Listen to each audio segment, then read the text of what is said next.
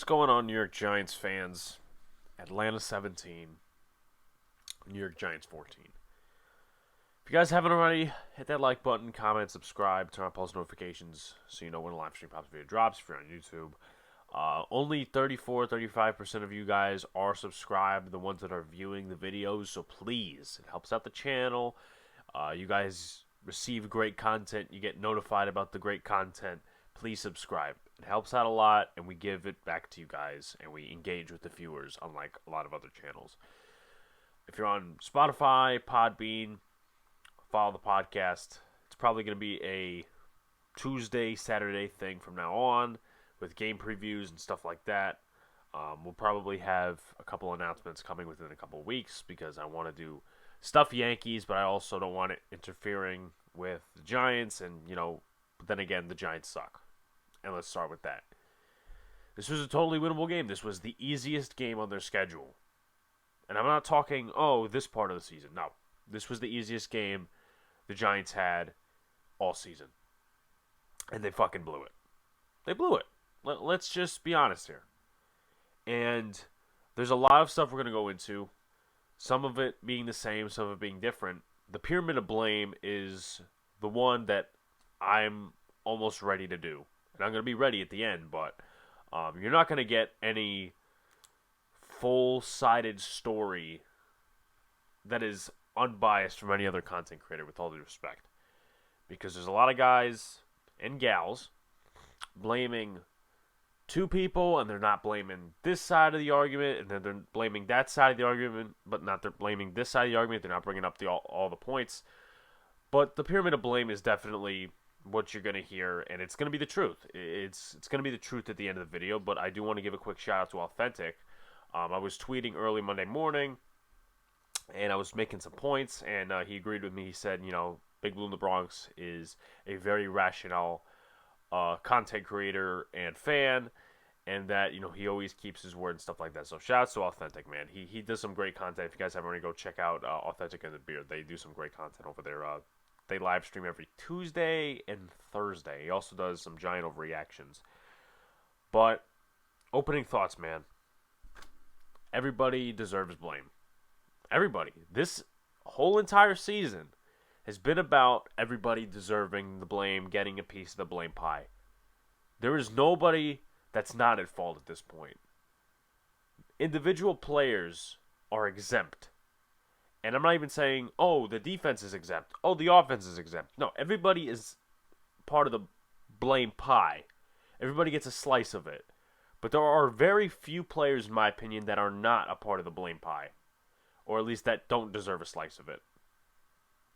Daniel Jones is one of those players. If you want to consider Eli not a part of it, sure, because he's been screwed over by this organization for the past couple of years, and on his day, they don't even win? That's classic Giants, mediocrity for you guys. I mean, it doesn't get any better than that. Or in this case, if you want to be realistic, it doesn't get any worse than that, right? There are a couple players I'll name a little later on, but everybody deserves blame. Dave Gettleman, John Mara, who apparently kicked cans after the field goal, Joe Judge, who hasn't been getting a lot of blame, to be honest with you. If I've seen YouTube videos and all this other stuff, there's not really been much of a outrage towards him. I'm going to be honest. That's what I've been seeing. A lot of people are blaming just Gettleman and Garrett, and they deserve blame. Gettleman put this roster together. Garrett's been administering the playbook and calling the plays, which he really didn't do a good job of on Sunday. But Joe Judge, man, there's a lot to blame there. Patrick Graham. The defense, it looked better, but not to our expectations, right? The 2020 defense would have stopped Atlanta on the final drive. And I'm not saying that's totally his fault, but there were individual plays where the defense just wasn't there. Too many stupid mistakes, and it falls on Joe Judge as a head coach. It does. And he's Aaron Boone with a winning record. And Aaron Boone really didn't promise as much as Joe Judge did about the playing aggressive and all this other stuff. So I kind of have to give Boone credit there, at least from what I've seen. I mean, I don't really pay attention to his press conferences. But Joe Judge is Aaron Boone without a winning record. And that's upsetting. That's upsetting because we had this hype in him. We had this faith in him. Oh, he's going to be, going to Canton. He's going to win a Super Bowl for the New York Giants. He's the next Tom Coughlin. All of that has gone to shit. All of that has gone to shit. And when we go to the pyramid of blame later on, we're going to talk about possibly what the season could look like towards the end and what I want to happen. And I understand, I'm not in the front office and everything else like that, but what I want to happen, because I feel like they shouldn't get rid of some players, but they should get rid of some players, In terms of the stats, Daniel Jones, very good day, despite not passing a touchdown. Daniel Jones, 24 for 35, 266 yards. Sacked twice, a quarterback rating of 53.8, but a passer rating of 90.9. Matt Ryan, on the other hand, 27 for 36, 243 yards, 2 touchdowns. Sacked 3 times, though the pressure barely got to him. It's just a stat sheet, but barely any pass rush, and when there was pass rush, it was probably on blitzes. In terms of the running game, really not much of anything for the New York Giants and the Atlanta Falcons. Giants had 100 rushing yards, but they had 3.7 yards per carry as a team. That's not good. Daniel Jones was the second leading rusher, surprisingly not the lead rusher. 8 carries, 39 yards. His longest run was 12 yards, which I believe was a first down. Saquon Barkley, 16 carries, 51 yards, 3.2 yards per carry, and a touchdown. I like the touchdown. Hopefully, in the next couple of weeks, I'm saying hopefully, being somewhat optimistic about it. I don't think it's going to happen. But hopefully Saquon Barkley gets his shit together, because I understand, the offensive line's not blocking. He's coming off an ACL injury, but he's running scared. He's looking like Trent Richardson and some of the other bust running backs. And if you guys watch my live stream on Sunday night, I basically went over the fact that Saquon Barkley was the wrong pick. And I hate to second guess. I hate to talk about that shit, but this is where it comes to light. In terms of their running game, Cordero Patterson, was effective in both the running game and the passing game, though the stats don't necessarily show it. He had 7 carries for 20 yards. Mike Davis, he had 12 carries for 50 yards. That's about 4.2 yards per carry, so not much in both running games. But in terms of the passing game, that was very heavy. Kenny Galladay had 4 receptions, 64 yards, mostly on curls, of course. Colin Johnson had 5 receptions, 51 yards. He was very impressive, and it's kind of sad, really, that they're not getting Tony involved, but Colin Johnson, who's been here for 2-3 weeks now, is getting more receptions and more attention. So I don't know what the hell they're doing in the game plan. I don't know what the hell they're doing in terms of I don't know. I'm rambling at this point. Saquon Barkley did have 6 receptions, 43 yards. 3 of them were screens. That's where they like to use Saquon Barkley. Evan Ingram, why Giants fans even gave him a 4th chance, a 5th chance, just boggles my mind. Boggles my mind, because on his first reception, bam, fumble. I'm like, you can't make this shit up, can you? And people are saying, oh, well, it's the scheme and this, that, and the other. It's not the scheme. You could argue, yeah, most of the turnovers came in Jason Garrett's scheme, and however you want to blame it. But he has not been on the field. He's not been healthy. He had 1 season in his entire career thus far, where he's been healthy for the whole season. That was last year, and he was shit last year. So, bye-bye Evan Ingram, trade him at the deadline. I've been done with him. I wanted to see some encouragement. Didn't see that. Didn't see that at all. Sterling Shepard got injured along with Darius Slayton. Shepard had 2 receptions for 16 yards. Slayton had a reception for 8 yards. I think that actually turned into a first down or pretty close to it. You take a look at the receiving game for Atlanta. Cordero Patterson, he had a big day in the receiving game. 6 receptions, 82 yards. Calvin Ridley, he was silent but deadly at times. 8 receptions, 61 yards. Kyle Pitts, who pretty much was the killer in the end. He was the knife in the back. He was the nail in the coffin at the end on defense in terms of like the safeties covering him. Jabril Peppers was, of course, assigned to him. He had that final reception. I think it was like 25 yards. 2 receptions, 35 yards on the day. Olamide Zacchaeus, he had a touchdown. Silent killer again. 3 receptions, 32 yards. Davis, out of the backfield, had 4 receptions, 20 yards. Lee Smith had a touchdown, 3 receptions, 7 yards. So, in terms of the fumbles, we all know Evan Ingram fumbled. Isaiah Oliver did recover it. He had a nice strip. I'll give him that. But, Evan Ingram fumbling the football. That's why I said, at the beginning of the year, I'm not hyping Evan Ingram. I'm not putting any emphasis around him. I'm not. Because he's disappointed us way too many times, and I'm not surprised. I don't want to be right, but I'm not surprised at the same time. Daniel Jones fumbled twice. None of them were turnovers, luckily enough. One of them I do blame on him because he should have recognized that there was pressure coming from the right side. I mean, one thing that people are just not blaming on Joe Judge, or at least emphasizing at this point in the game, they're talking about Gettleman, and listen, it's not wrong, but Nate Solder is starting over Matt Parrott. And Matt Parrott, how worse can he be? A. B. This is one of the worst defenses in the league. How do you not start him? If you're not going to start him against Atlanta, you might as well just trade him or release him. Because it's getting ridiculous at this point. I understand just a little bit of the mentality of, rotational guys, not playing totally against Denver. I don't know why you didn't play him against Washington, but you don't play him against Atlanta? It just sickens me. Because he, in my opinion, had the tools to eventually become a starting right tackle.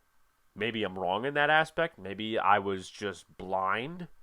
But the fact that Joe Judge is not playing him and he keeps playing Nate Solder, I don't know what the obligation is. I don't. Because when you're 0-3 and you're expected to be a winning team, I don't understand, why you're not putting in Matt Parrott, right? They had Quincy Roche active, or Darius Williams playing cornerback. And I'm not saying that's a bad thing, but give Matt Parrott a shot. You drafted him in the 3rd round of 2020. If you're not going to play him, what was the, confidence for? Joe Judge said coming into the year when the Giants didn't draft any offensive linemen, well, we have confidence in our guys. Really? Because how come Matt Parrott's not playing right now? He had 1 or 2 bad snaps against the Broncos and that's it? Come on. It's stupid. It's stupid. But anyway, the other one was a bad snap by Billy Price. I mean, Price has just been horrible, but apparently he did good according to PFF. That's how much I trust them, right? I'll give credits to one man, and I'll get into this as we go into the more stats. Azeez Ojulari. He forced a fumble on Matt Ryan, and Lorenzo Carter recovered it, so good for him there. In terms of the defensive stats, I'll get to that right now. Tay Crowder, once Blake Martinez came off the field, and that's just terrible that he tore his ACL. I kind of knew it was a season-ending injury, unfortunately. I mean, I don't have, the stuff in the locker room like the beat reporters do, but non-contact injuries that are usually knee injuries are not great. They're not good to look at. Basically, it's not a good sign. And I kind of knew at that point, okay, Blake Martinez is done for the year. Tay Crowder, though, he did a good job. Despite, getting screamed at by Patrick Graham on a useless timeout, he made 11 tackles. And he stepped up. He stepped up to the plate. And I think he can actually step up to the plate in future games if this defense continues to play like this. Not giving up touchdowns and having pass interference penalties and not giving up big receptions to tight ends, that stuff. Leonard Williams, he did have a sack and a quarterback hit, but really didn't show up for most of the game. I mean, I didn't see any pressures. Austin Johnson, he got a sack. He's been okay. Danny Shelton, I mean, I'm more useful than Danny Shelton. He's been garbage. Azeez Ojulari, 1 quarterback hit, 1 sack, 3 tackles. He's been trying. And it's unfortunate to say, and I know I sound like a boomer when I say this, but when it comes to the young players that are not receiving anything on their contracts, they're playing their heart out. But when it comes to the guys that have been on this team for a while and they're looking to receive a payday, or if they already got a payday, they're not playing. Logan Ryan hasn't been really making any plays. Adoree Jackson had a drop in the end zone. Logan Ryan had 2 drops. All could have been interceptions. But fundamentals, right? Yeah, totally, yeah. Anyway, in terms of the Atlanta defense, they got to Daniel Jones twice. They hit him 5 times. It wasn't bad, but, it's not a future offensive line that we can stick with. It's not something we can be comfortable with. it's something we could be okay with. I don't mean to put it as like, oh my God, they're the worst offensive line in the league. But, under the circumstances, they're okay. They're not great. I mean, Ben Bredesen absolutely got torched by Grady Jarrett on the sack of Daniel Jones in the red zone. And that's what ultimately killed that drive. It was 2nd and 10, and then it was like 3rd and like 21 or something like that. Grady Jarrett had a sack. Dante Fowler had a sack. That was the strip sack where he got Daniel Jones. Nate Solder obviously doesn't know how to block. I mean, if it was Khalil Mack, I would understand, but Dante Fowler's been good 2 of the 6 years, 7 years he's been in the league. And he's known as a bust. So, I don't know how you give up a sack to him. I just don't. I don't know how you give up a sack to him. They also had 8 pass deflections, so I guess they're, cornerbacks were being very physical in that aspect. If you want to talk about team stats, here they are. The Giants had 21 first downs. The Falcons had 18. Each team had 12 passing first downs. The Giants had 7 rushing first downs. The Falcons had 3. Each team had first downs from penalties. The Falcons had 3, so that's a killer. And the Giants had 2. In terms of third down efficiency, the Giants were 7 for 14. That's about 50%, so slightly better than the Falcons, who were 5 for 13. No fourth down efficiency, even though Joe Judge should have went for it on the Atlanta 39-yard line when I believe at that point they were down. I think it was 7-7, or something like that. But the Giants were down. They should have went for it. And, Joe Judge, aggressive, right? No, not aggressive. Giants ran 5 more total plays, 64-59 in terms of total yards. The Giants had about, let me do the math here, they had about 50 more total yards, 346-296. Each team had 10 drives. The Giants had 0.4 yards more per play, 5.4 to 5.0. In terms of passing, we already went over that. In terms of rushing, we already went over that. In terms of the red zone, the Giants were 1 for 3.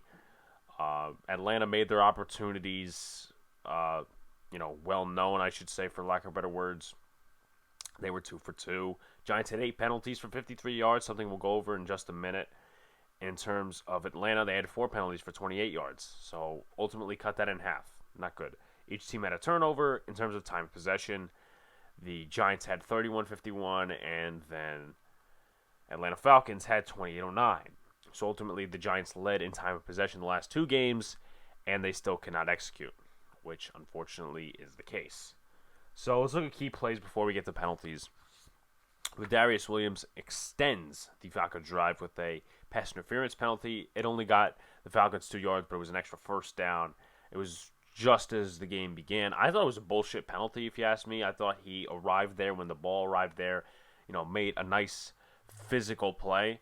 But just to remark, I thought the refs were pretty shitty, for lack of better words.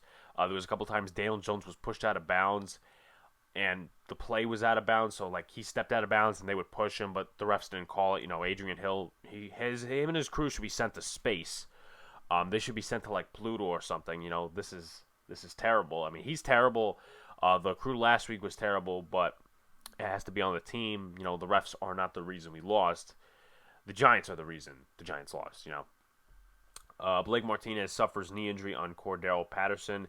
I feel like we're waiting on the memes that will say that Cordell Patterson actually broke Blake Martinez's ankles, but the truth is Martinez did tear his ACL, and he's out for the season. So Tate Crowder, time for you to come in. But when the Giants got the ball back, Billy Price, he backs up the drive a couple of yards with a holding penalty. Can't happen. Billy Price apparently played better this week, but he cost the Giants with, I think, 2 penalties, something like that. The Giants found C.J. Board, I should say Daniel Jones found C.J. Board on the sideline for a 38-yard pass play going down to the Atlanta 22. Then I think 2 plays later, as I mentioned earlier, Grady Jarrett kills the momentum and beats Ben Bredesen inside for an 11-yard sack. And they couldn't get out of their own way. They couldn't get out of that hole, and they end up kicking a field goal. And then when the Giants punted it later on, what happens? Gary Brightwell with an unnecessary roughness penalty. He hit the returner in the head. I think it was Patterson or Keith Smith. But whoever was back there fielding the punt, Gary Brightwell pretty much extended your drive. Or it might have been a kickoff. I think it was actually the ensuing kickoff. So In terms of the second quarter, Daniel Jones finds Kadarius Toney on a crosser, zigzags for extra yak. That was with 12:32 in the second quarter to go. A 9-yard gain. Great job finding Kadarius Toney. I wish they would do that more often. And I know there's obviously character issues surrounding him about his rapping career and all this stuff on social media. But, he made a nice play there. I want them to get him involved. And even if he does have character issues in the future, I don't want it to be a wasted opportunity, I want something to actually come out of this that is good, So, a couple plays later, Billy Price and Daniel Jones don't communicate well. Jones botches the snap, loses 11 yards, and that basically kills the drive. That's not good. Not good. Kills the drive. These stupid plays, whether it's sacks, it's penalties, it's fumbled snaps, they kill the drive. And this is the shit that Joe Judge, fundamentals, right? Fundamentals, getting the snaps right, not committing penalties, something they didn't do last year. They didn't commit a lot of penalties. This year, they're probably among the league leaders in penalties. With about 4 minutes to go, and this has significance to the time, Joe Judge challenges an incomplete pass intended for Olamide Zaccheaus. I don't get that. I don't get that at all, honestly. Obviously, he didn't have the ball enough to claim he controlled the ball, and it ended up being called an incomplete pass, which is totally understandable. Joe Judge wasting a timeout, pissing it away, which is not good. And what can I say? This is a rookie mistake, and he's making it in his second year. We all blame Daniel Jones last year for making rookie mistakes in his second year, his third year, which is understandable, but you got to have the same critique for Joe Judge. And then, a couple plays later, C.J. Board, when they're in their own end zone, is called for offensive pass interference, nullifies a 15-yard pass play. Then, of course, they punt the football. Xavier McKinney called for an unnecessary roughness penalty after a 14-yard pass to Olamide Zaccheaus. 3 plays later, Matt Ryan tosses a touchdown to Zaccheaus, and it's 7-6 from there. In terms of the unnecessary roughness penalty, it can't happen. It wasn't a good call, but it can happen. Even those big plays downfield can happen. And once again, that's what the defense did wrong. Some explosive plays when the offense was turned up for the Falcons and they went no huddle. Giants couldn't stop them. They couldn't stop a nosebleed. So, 7-6 from there. Then the Giants on the way back, they had one timeout, which is, once again, due to Joe Judge. They called an offensive timeout between the Joe Judge challenge and the end of the half. So, obviously, it was a waste there. The Giants had one timeout. Then Evan Ingram makes his quota and fumbles. It was 2nd and 10, 13-yard pass play. But Isaiah Oliver, it's like taking candy from a baby. It's taking the football from Evan Ingram, if you want to put it into football terms. But this is why I didn't hype him. But I'll give credit to this guy, Azeez Ojulari. He forces a strip sack on Matt Ryan with about 14 seconds to go. It counts down to 7 seconds. The Giants end up kneeling it because they don't have enough timeouts. They don't have enough field position. So it's ultimately going as a nothing burger. But the defense, that time, stopped Matt Ryan, and they forced a turnover, which once again would go to nothing, but at least I'll give him the credit there. So in the third quarter, Leonard Williams actually shows up for one play and records a sack, a 6-yard loss from the Atlanta 16 to the Atlanta 10. Ensuing drive, another penalty. Will Hernandez, this is on a screen, by the way, so I don't know how you screw that up. Will Hernandez commits an ineligible downfield penalty, 5 yards. It was a 15-yard pass play that was nullified, so that could possibly have gotten the offense started. It didn't because, Will Hernandez had to commit a penalty. And someone said this, and I believe it, and we'll talk about this more at the end. Anyone in the 2018 draft class does not deserve a lengthy extension. They don't. We'll talk about that at the end, though. On a incomplete pass to Colin Johnson that was down the right sideline, which I thought Daniel Jones did overthrow. But Colin Johnson, he had a good game. Ben Bredesen commits holding penalty. In my personal opinion, any head coach in the National Football League would have accepted that, and it would have been a 3rd and 13. But they declined it. And the Giants wholeheartedly missed an opportunity to go for it. Joe Judge missed an opportunity to go for it, and they punted.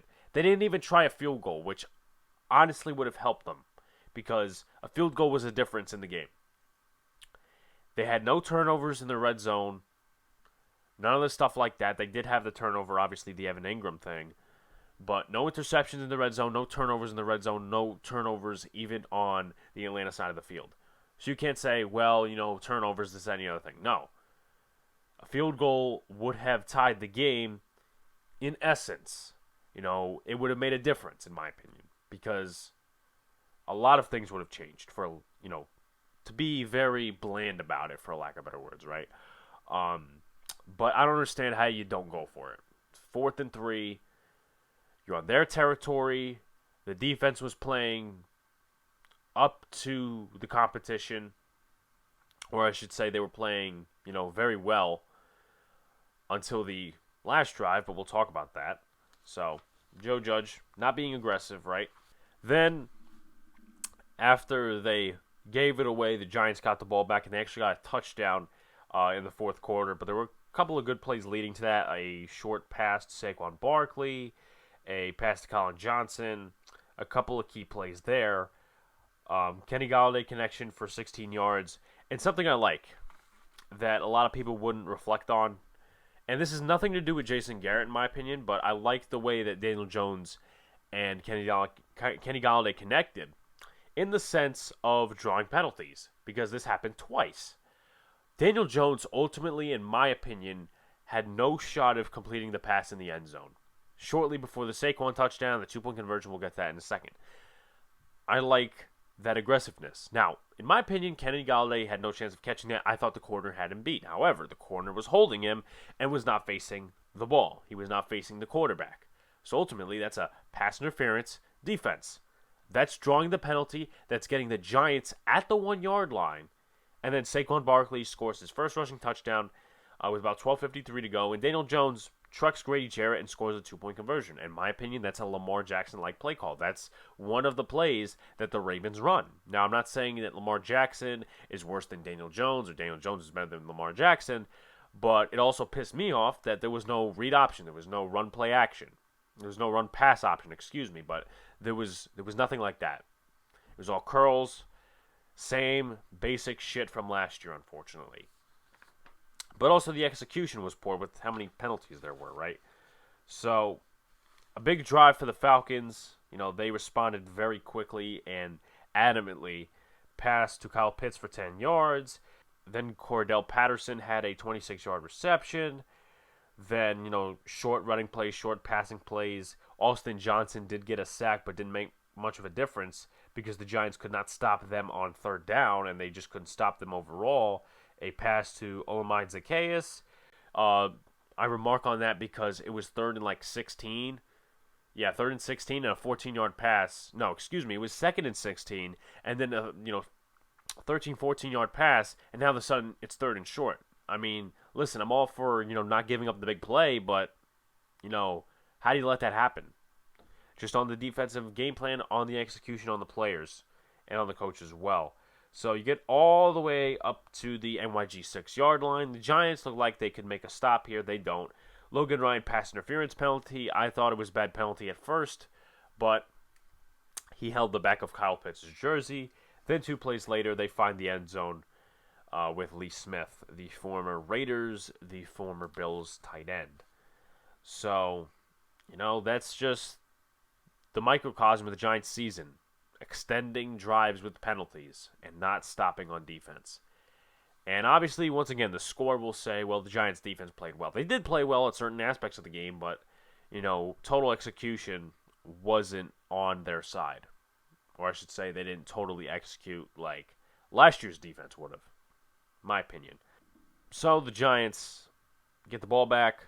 Don't do anything with it, of course, because there is a play in there that kind of ruined the drive, but they also did get, what I was talking about earlier with Kenny Golladay and Daniel Jones drawing the penalty. Fabian Moreau called for a pass interference penalty.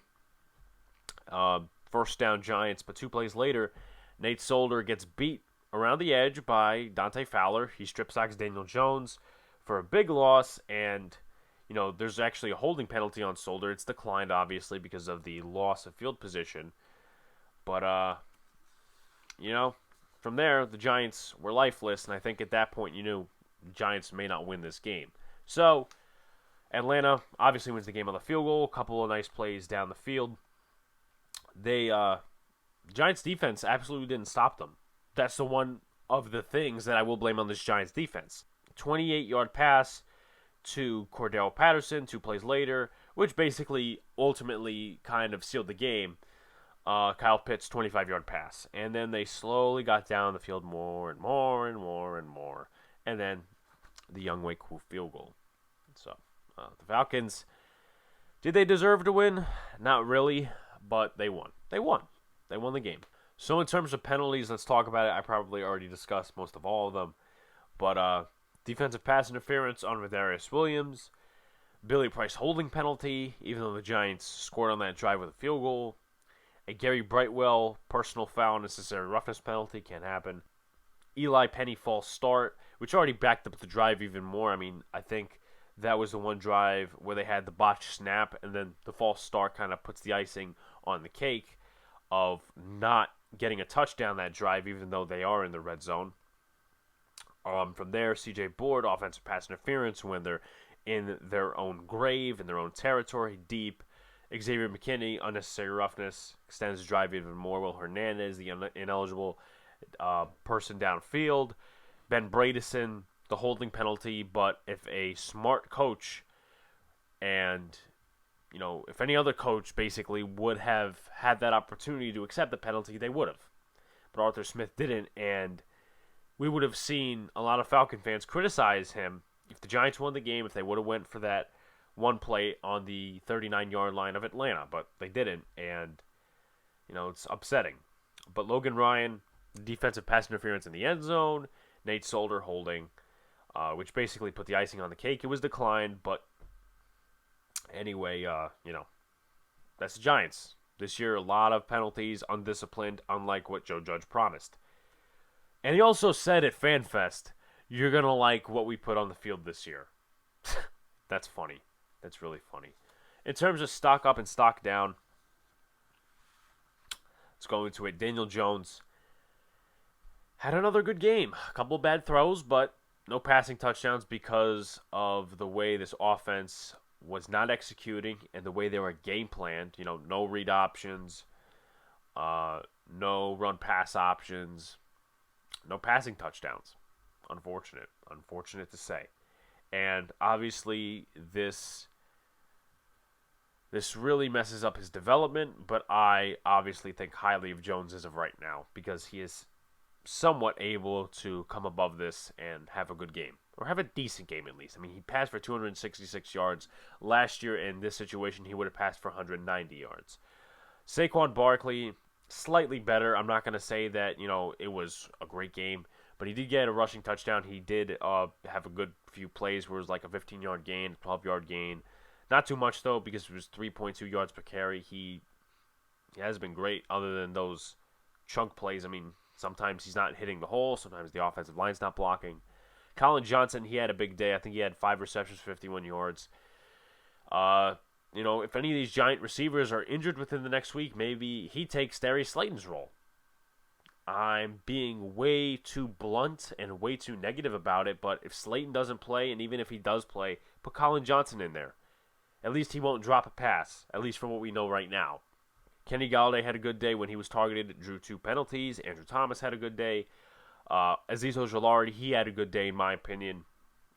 1 sack, 1 strip fumble, and if the Giants had more time on the clock, they would have executed, or they should have executed if they did have more time on the clock, but 1 timeout and not great field position will do that to you.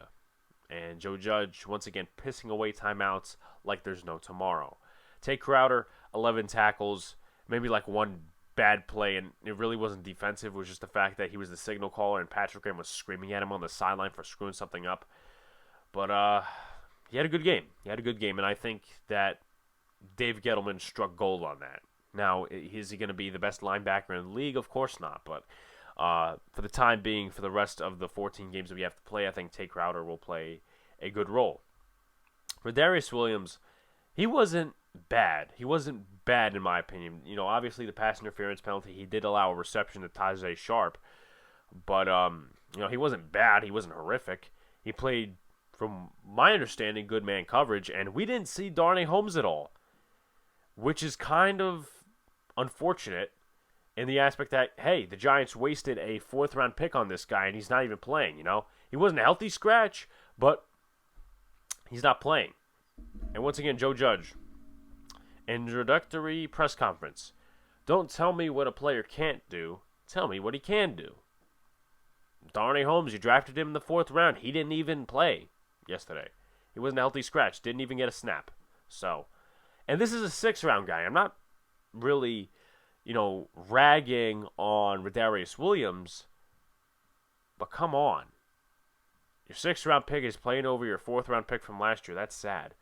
Stock down. The rest of the O-line played like shit. Will Hernandez didn't play well. Billy Price, Ben Brayson didn't play well. Nate Solder didn't play well. And Jabril Peppers. Offenses, in my opinion, are finding ways to expose him. And he's not been the player he was last year. He's not the player he was last year. I don't know why. But his play has gone down, and I'm very weary about signing him to an extension. I'm not for it right now. He needs to prove more things to me. And the way this team is going right now, who knows who we're going to sign to an extension. Because it might be time to blow it up. Anyway, let's talk about some notes. Joe Judge's discipline is not working. 3 less penalties than last game, but it's still not good. Costing field position. The fundamentals not happening. They're not there on the field because of bad snaps. Someone asked on one play, hey, what play are we running again? I mean, how do you not have your offense this prepared? It's unfortunate. And he's that coach. It's not like he's just a coordinator or a quarterback's coach or a quality control coach, but he's the head coach. He's supposed to be overseeing everything, right? Not like a Pat Shurmur, right? No, they're pretty much, in my opinion, the same person. He's Aaron Boone without a winning record, as I said. Despite improvement from last game, the defense is still far away. They're not living up to the expectation, and last year's defense would have not allowed that final drive from Atlanta. They would not have allowed Kyle Pitts to have that 25-yard reception. They would not have allowed Cordero Patterson to start off the drive with a 22-yard reception. They would not have allowed that. Once again, frustrating, but that's on Patrick Graham. That's on the execution from the players. And once again, 3 dropped interceptions. 1 that could have really ended the game. But once again, the Giants not executing, no fundamentals, no nothing. Daniel Jones has a good game. Eli has a great ceremony. But the Giants still fuck both of them over. Well, yeah, that's the Giant way. They love to screw QBs over. Anything that looks like Eli Manning, they're just going to fuck. Okay? I hate to be graphic, but they're just going to fuck it. Eli Manning had a great ceremony. I watched it via thegiants.com. He had a great ceremony. It looked like he was emotional. But, nothing happened. Nothing happened. Nothing sparked the Giants. And I'm going to say what I said about the Yankees early on. This is not a serious team. This is not a serious team. Evan Ingram still sucks. I didn't hype him. A lot of Giants content creators took the opportunity to hype him before the season. I didn't hype him. And this doesn't come as a surprise to me. Trade him at the deadline. If he has any value. Trade him for peanuts and Cracker Jack. How about that? Jason Garrett's play calling worsened from last week. Mostly curls, no RPOs or read options, 1 deep shot. Yeah, same stuff from last year. How you don't use him in the running game, meaning Daniel Jones, is upsetting. It's upsetting. I think they should run more shotgun with Saquon Barkley, though he did have a couple of plays that were chunky when Daniel Jones was under center. But my point to this is that, in my opinion, my personal feeling is that Jason Garrett and the Giants' offensive coaching staff was scared that Atlanta would figure out the fact that Daniel Jones is mobile, so they didn't use Daniel Jones at all, other than the 2-point conversion where nobody would figure that Daniel Jones would have a run on. But in my opinion, they were scared, and they didn't execute on that part. They didn't give him any run plays. And they were scared that Atlanta would figure them out. Well, how about this? You don't know that until you run one of those plays. If you run 1, 2 of those plays and they stop you, okay, you strand away from that. You be creative. If they don't stop you, you keep running it. Because the running game, though, was 100 yards, not great. Not great. And if you take Daniel Jones out of that equation, it's less than 100 yards by at least 30, in my opinion. Players are not executing. Penalties. Comes down to the players. A lot of underperforming. It's not good. Rodarius Williams earned more snaps than Darnay Holmes. I didn't even see Darnay Holmes play. It's mostly Rodarius Williams. He played on the outside, and they were giving him a lot of snaps on the outside, which actually kind of surprised me because you really don't start or at least put a rookie cornerback that was drafted in the 6th round on the outside immediately unless you have serious cornerback issues. But I guess it's like, hey, listen, we're down, we're losing, might as well give him the reps, right? I don't know. I guess they wanted to see what they had in him, which also makes the point in my next point. If you're giving Rodarius Williams shots to be the outside corner or one of the rotational outside corners, give Matt Parrott a shot. You drafted him in the 3rd round a year ago. What happened? What happened to him? What is he been non-existent? Did he get lost in the cornfields in Iowa? Did he get lost somewhere?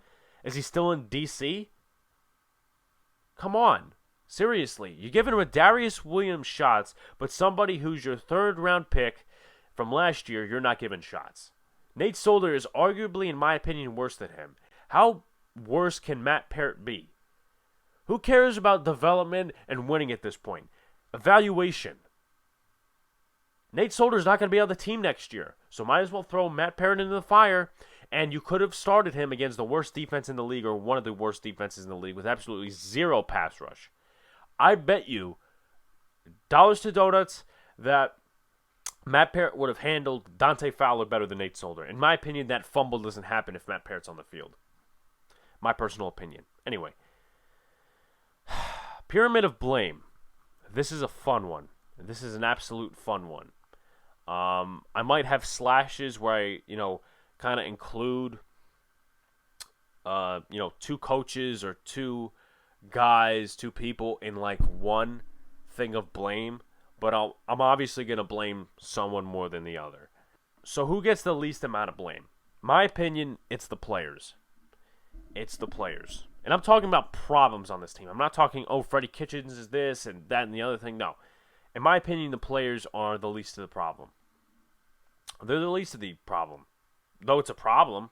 Dory Jackson dropping the interceptions. The players aren't executing, but it's the least of the problem.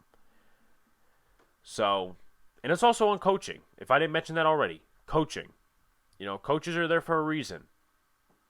A lot of players have regressed from last year. Bradbury, Williams, Lawrence. Lawrence doubled his sack total, but we're going to sit there and he's not going to be good. That's on coaching. That's on the players. Patrick Graham and Jason Garrett get the next level of blame. And this is ranking. If you want to do numbers, if you don't want to do a pyramid, if you want to do numbers instead and ranking, the blame. The players at 4, Patrick Graham and Jason Garrett at 3. In my opinion, I will blame Jason Garrett more than Patrick Graham, but this is like the coaching aspect. It's coaching aspect. In terms of the coordinators. Patrick Graham, I apologize if you hear shit outside. They decide to do the lawn mowing now or, whatever they do now. But anyway, Patrick Graham, defense is not the same as last year. He's been out-coached, out-game planned, stuff like that. And his players aren't executing, underperforming defense. That's why I blame him. Once again, I said this about 3,000 times in this podcast episode alone. Last year's defense would have stopped the Falcons on their final drive. They would not have kicked that field goal, in my opinion. And I think it's a fact, honestly, because, if a lot of people recognize that and they'll actually talk about that, I think they will realize it's a fact. They would have stopped the Atlanta Falcons on their final drive. Jason Garrett, I blame even more than Patrick Graham, but Patrick Graham should get a slice of the blame pie. So it's kind of like a pyramid, but you got, one size Patrick Graham, but this long, lengthy piece in the pyramid goes to Jason Garrett. The play calling was not great. A lot of the receptions were curls, no RPO, No run pass run pass options obviously RPO, but no run plays for Daniel Jones, no designed runs, being scared, coaching scared. And it hurts the offense, it hurts their development, it hurts the players, it hurts Daniel Jones and his development. Because this is a year we're supposed to find out Daniel Jones is the quarterback or not. I haven't made a final decision, but I think he is the quarterback. The next one, this is big. Joe Judge and Dave Gettleman. Now, there are parts where you can blame Dave Gettleman more. There are parts where you can blame Joe Judge more. Here's why I say they're almost equal. This isn't a terrible roster in terms of talent. This isn't a terrible roster, in my opinion. They're underperforming so much. That's on Joe Judge. However, you're in the Saquon Barkley situation. You haven't really provided the greatest amounts of talent in terms of offensive line, and it took you how many years to draft a wide receiver and get actual offensive linemen, and we're not even there yet in terms of talent on the offensive line around Daniel Jones. That's Dave Gettleman. You know, we can blame the coaching aspect on Judge and the overseeing aspect of the game plans. And this is also, Joe Judge worked with Dave Gettleman, so we're going to sit here, and I know Giants Twitter will go off and say, well, this is not Joe Judge's fault, it's Dave Gettleman's fault. I've accepted the fact, based on narratives, that it's both of them in terms of the draft. I've accepted that both have control in terms of draft picks and in terms of who they bring in. Because if you say that about Joe Judge, you have to say it as well about Pat Shermer and all them. But Dave Gettleman should have been smarter. And also, this is the coach that Dave Gettleman hired. Despite John Mara, despite Steve Tisch, who doesn't even show up to anything, Dave Gettleman, this is a coach that he hired. So, not happy about that. Not happy that both of these guys aren't succeeding. I'm not happy that this team isn't succeeding because I wanted to be so right on Joe Judge and Dave Gettleman. And I know a lot of people are down on Dave Gettleman, and I like his antics, a pad of it, this, that, and the other thing. But when it comes to business, he hasn't been good. Both of them haven't been good. Once again, this isn't a terrible roster in terms of talent. The players aren't executing. The coaches aren't helping them. But in terms of Saquon Barkley, the O-line, the talent around Daniel Jones, picking the head coach, that head coach picking the coaching staff, that's on Dave Gettleman. And the next two guys really, at number one, is John Mara and Steve Tisch. We can all go back to the 2015 season where they basically let Tom Coughlin go. They forced him out, and then you hired Ben McAdoo, which was a mistake. You let Jerry Reese stay too long, mistake. You let Dave Gettleman hire Pat Shermer, who showed in the past that he wasn't a good head coach. He was just a quarterback guru. Mistake. Mistake after mistake after mistake after mistake. And John Mara, other than the Coughlin thing, he ruined Eli's career.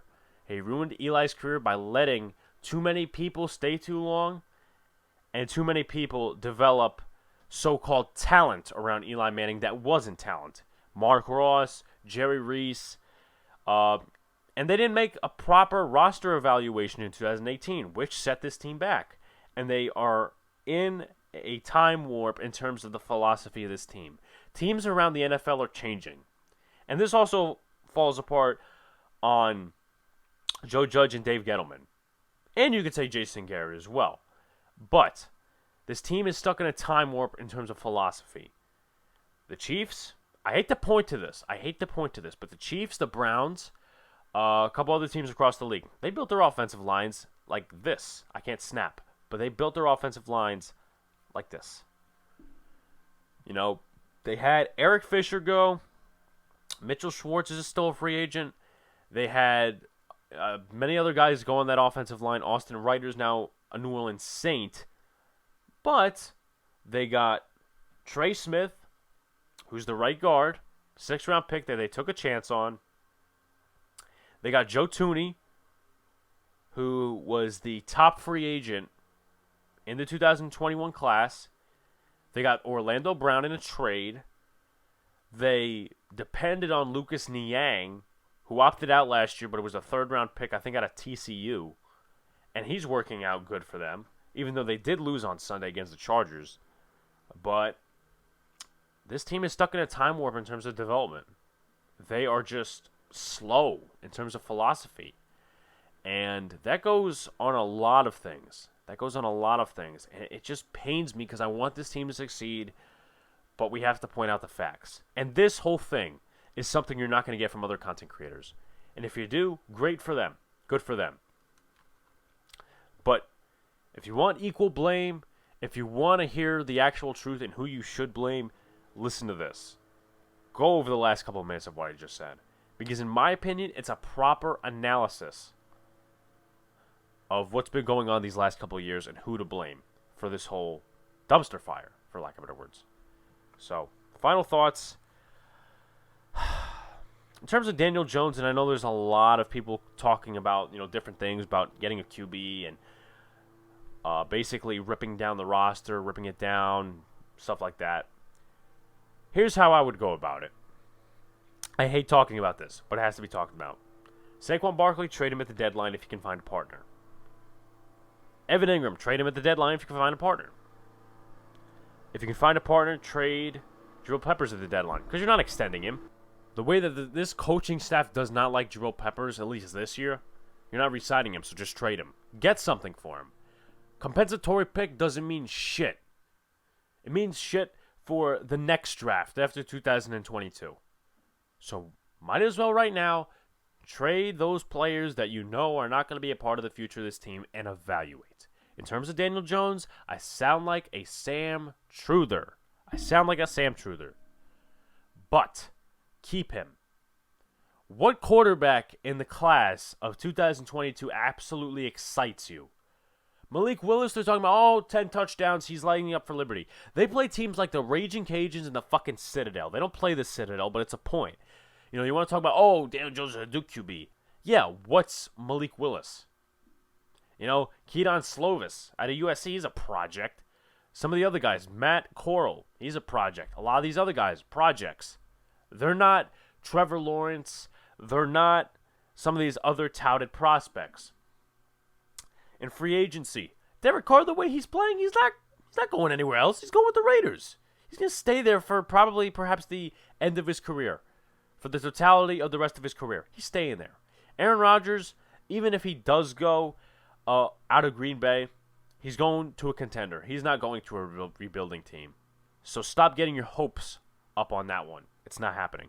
Tyrod Taylor, he's a good QB. He's a decent QB. He's a bridge QB, though, at this point in his career. He's not a starter. I mean, he played well in that game and a half, I should say, for the Texans against the Jaguars, and I don't know who they faced week 2, but he played well. He looked good. But he's a bridge quarterback. Once again, he's in his 30s. He's basically, at this point in his career, been riddled by injuries, and that's not good, especially when you have, you put all your money or you put all your faith into a quarterback who's the leader of your team, and that's what I have to say about that. So keep Daniel Jones and build around him. That's the philosophy I want for this team. And you know what, New York Giant fans? I'm going to say this right now. You can start looking into the draft. You could start looking into mock drafts and all these other things, right? Do not tank. Do not have the mentality to tank. You have the mentality to tank, I'm sorry, I'm not going to consider you a real fan. Tank for Thibodeau. Tank for this. Tank for Sam Howell. Okay, let's demonstrate something. Let's paint the picture. Trevor Lawrence looks like shit right now, let's be honest. And he's in a shitty situation, so why would they tank for him?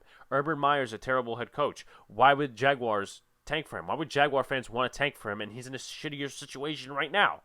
He honestly should have stayed in school. Chase Young. Remember the tank for Chase Young train? Remember all the fans and some of the content creators want to go on that train? He has one quarterback hit this year. He has like 6-7 tackles and one quarterback hit.